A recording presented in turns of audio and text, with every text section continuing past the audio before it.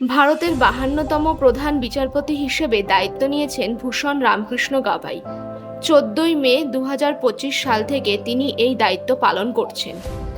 এর আগে এই পদে নিযুক্ত ছিলেন সঞ্জীব খান্না। ভারতীয় রাষ্ট্রপতি দ্রৌপদী মুর্মু তাকে প্রধান বিচারপতি হিসেবে নিযুক্ত করেন।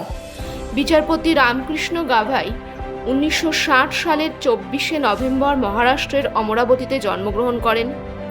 1985 সালের 16ই মার্চ আইনজীবী হিসেবে যোগদান করেন। বৌদ্ধ সম্প্রদায় থেকে তিনি প্রথম ভারতের প্রধান বিচারপতি হিসেবে নিযুক্ত হলেন। তিনি বিচারপতি কেজি বালকৃষ্ণনের পরে এই আসন গ্রহণ করেন। বিচারপতি ভূষণ রামকৃষ্ণ গাভাই 23শে নভেম্বর 2025 সালে অবসর গ্রহণ করবেন।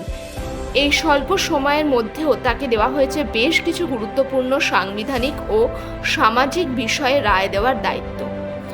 আমাদের লাইফ লেসন স্টুডিওর পক্ষ থেকে বি আর গাভাই স্যারকে জানাই অনেক অনেক শুভেচ্ছা এবং অভিনন্দন।